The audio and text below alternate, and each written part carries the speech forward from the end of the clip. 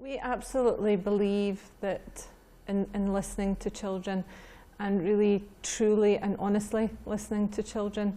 A really good example of this would be at Arnprior Nursery. There was one very busy week here in the nursery where I had been very busy in the office, and Ben, who was a child who liked to come in and talk to me in the office, kept coming in. Lorna, I've got something to tell you, I've got a great idea. And over the course of 3 or 4 days, I kind of got the feeling I really hadn't been listening to Ben. He kept tapping on the door. I was either on the phone or doing my emails, really, very busy, being ahead. And one day Ben came in, I think it was round about the Thursday, and he just said, "Lorna, I really need you to listen." So I said, right, okay. So I put the phone away, stopped the computer and got on the floor and sat down with Ben. And he said to me, "Lorna, I've got a great idea. I think we need to go on a camping trip." And at first I was kind of a bit, all right, okay, we want to go on a camping trip.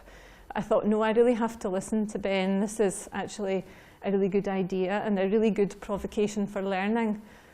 So I talked to Ben about it and said, you think that's a good idea, but other people might not think that's a very good idea. So what we need to do, first of all, is to ask people, and how do you think we should do that? And Ben came up with the idea that we should write a letter. We should explain everything in the letter and let people make their own decision if they thought it was a good idea to have a camping trip. But lo and behold, after the letters had been written and Ben had handed them out at the door to everybody, there was a real buzz in the nursery, a real sense of community, a real sense of coming together. And it was all around Ben's camping trip. There was lots of parents discussing, oh my goodness, this is great, we'll bring this, we'll bring that, we'll do this, we'll do that.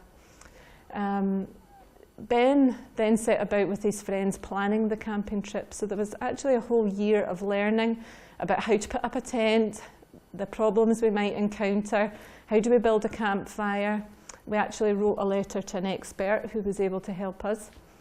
We then set about looking at what would be the risks around fire, and also what would be the risks in camping in a field. So the children set off one day with one of our parents who actually has a farm in Arnprior, and they kindly allowed us to use one of their fields very nearby. So we decided we better go and check out what the risks were. So the children set off with a list of all the things they thought were really good about the trip, all the things they thought would be good about the field, and all the things that they thought might be quite high risk.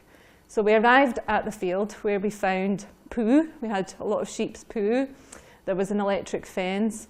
The grass was quite long, so we had a good discussion around that and what would need to happen in the field to make it safe for everybody to come. So then what happened was that eventually we had our camping trip in the summer, and it was an absolute tremendous event. I can't begin to describe the sense of community, the sense of belonging. Everybody came together, we had great fun. The children were all climbing trees, parents were helping each other to put up tents. We had our campfire. The children had wanted their campfire singing. We had a bedtime story. So there was lots of learning going on, but also lots of fun and a real sense of family, and again, staff and children coming together.